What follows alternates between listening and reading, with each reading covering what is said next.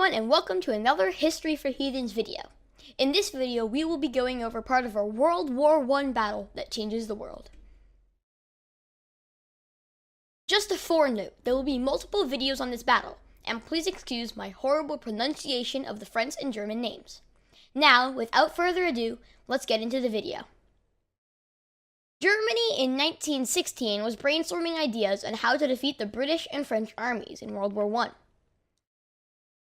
Because the brilliant mind at the helm of the German army, Erich von Falkenhayn, knew that the French would slowly push the Germans back due to the British blockades, which were starving the Germans of food and ammunition, he would have to devise a counterattack offensive that would destroy the French.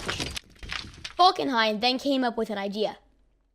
He would put the French through a figurative meat grinder. He would take the Meuse Heights, all under the threats of capturing the city, which was an excellent defensive position. They were going to then set up fortifications at the top of the hill, and while the French sent all their men to defend the city, they would be easily repelled by the Germans, whittling down their numbers.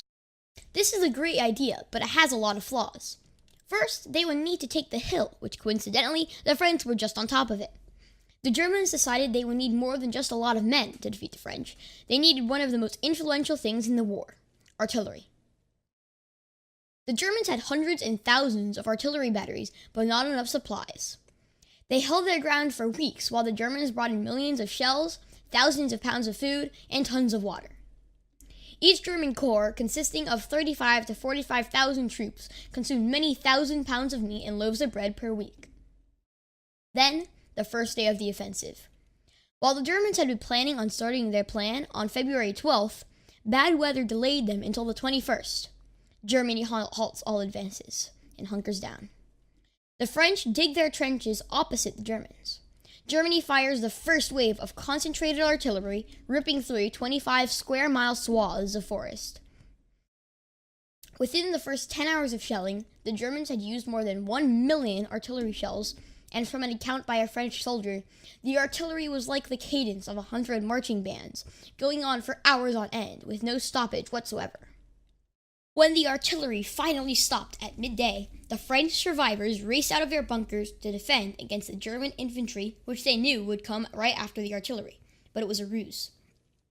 The Germans, after 10 minutes of waiting, re-engaged the bombardment for another 3 hours, after which the German infantry, for the first time using flamethrowers, walked out onto the field. Not far behind, the elite stormtroops with rifles slung walked right after. By the next day, the Germans had advanced more than 3 miles, capturing Bois-de-Carré at the edge of a village called Flavus. 2 French battalions were able to hold the wood for several days, but their leader was killed and they had to fall back to Saint-Menu and Ornay, with only 118 of their men remaining alive. Germans pushed on and took the town of Haumont easily, but a brave French repulsed an attack on Bois-de-Carré. In turn, the Germans pushed back a French countermaneuver on the Bois-de-Carré. This was becoming a battle of attrition, where whoever died first would win. It was a back-and-forth offensive, with the battlefield muddy and slick after hours and days of shelling and rain. The shell holes, sometimes 30 feet deep, filled with water up to their brims, and people, when attacks were carried out in the dark, would fall in with heavy equipment and drown, causing the water to turn dirty. And when I say dirty, I mean very dirty. The people that were fighting would drink this water and spread disease around the trenches on both sides, causing thousands and thousands of casualties just in the first part of the war. Well, I think that's all for today. Don't forget to hit the like button, subscribe to the channel, and share with your friends. I'll see you all later. Bye.